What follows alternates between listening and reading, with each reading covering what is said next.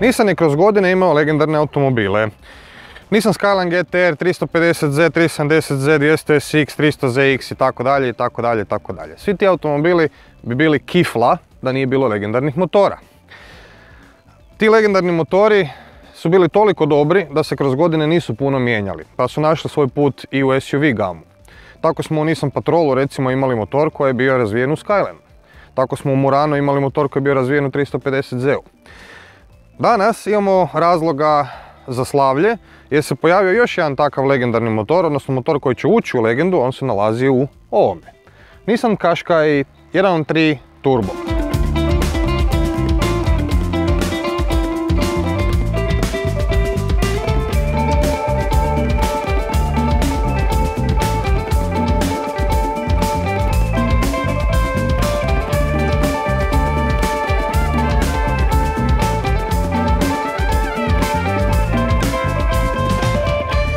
Nissan Qashqai je dobio zamjenu za 1.2 sa 115 konja i 1.6 sa 163 konja.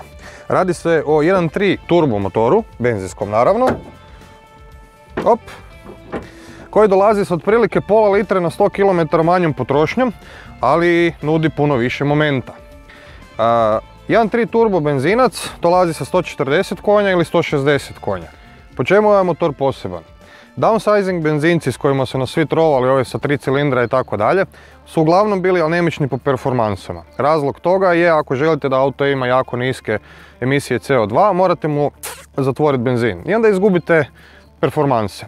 Ovaj motor dolazi s performansama, ali jako niskim CO2, dolazi sa 122 grama CO2. Za razliku od 1.2 i 1.6 motora, ovaj motor dolazi sa puno više momenta i sa nižom potrošnjom. 1.3 litreni turbo benzinac dolazi sa 240, odnosno 260 Nm momenta, što mu je dovoljno za 8,9 sekundi do 100. Mogli bismo reći sportske performanse. Ako mislite da nisu sportske performanse, sjetimo se samo nekih automobila iz povijesti koji su imali 9 sekundi ili više do 100. 205 Rally, Peugeot naravno, 205 GTI, Ford Fiesta XR2, Ford Escort XR3, Ford Sierra XR4, Citroën AX GT, Citroën Saxo, Citroën C2 VTR, Mazda RX-7, Audi A4 1.8 Turbo, Renault 5 GT Turbo i Opel Astra GSI, Opel Kadett GSI, Opel... Nekad su sportski automobili imali ovakve performanse, a nisu imali ABS, nisu imali detekciju pješaka, nisu imali kamere za 360 stupnjeva oko auta, nisu imali čak niti ABS. A nisu bili toliko daleko od 1300 kg koliko ima naš Kašo ovdje.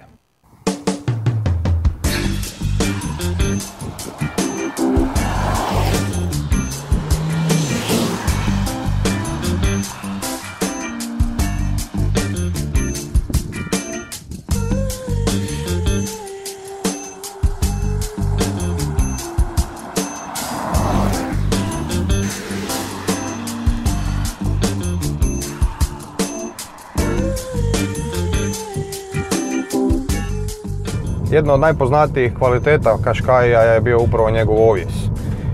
Qashqai je bio jedan od prvih SUV-ova i samim time je donio tu nekakvu novu igru, ajmo to tako reći.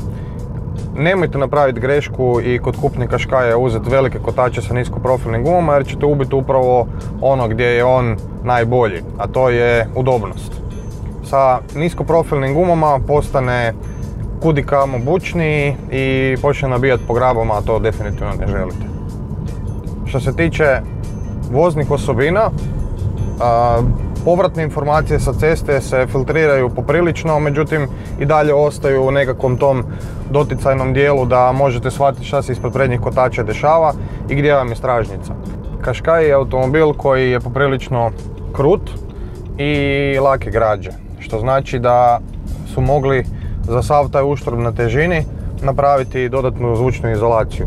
Iznutra je poprilično tih, udoban i na ovim skupljim detaljima, odnosno na skupljoj nekakvoj unutrašnjosti dobio na toj pompoznosti, odnosno postaje nešto opremljeniji, nešto profinjeniji nego stari model. DCT mjenjač ima dvostruku spojku solidno je brz, falimo nekakvih finesa na stajanju i kretanju, ali sasvim zadovoljavajući. I ono najbitnije, spojka je u ulju, što znači da se ne bude prigrijavala i neće se toliko brzo trošiti.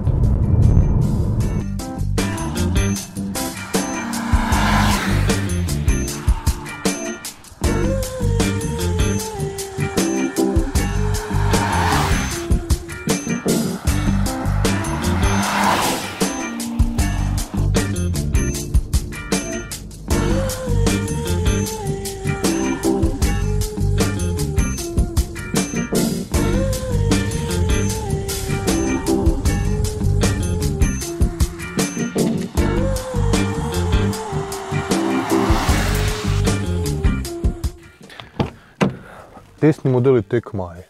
Nije Tekma, nego je Tekna, što znači da dolazi sa kožnim sjedalima, kožnim volanom, grijanjem sjedala, automatskom klimom i tako dalje.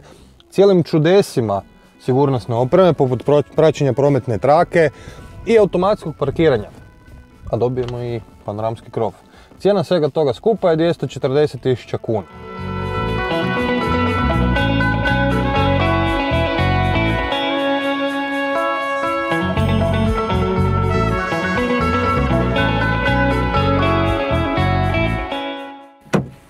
Da, uz to sve skupa možete uzeti 5 godina jamstva ili 160.000 km, a 1.3 Dig-T motor ima dignut servisni interval sa 20.000 na 30.000 km. Sasvim ok.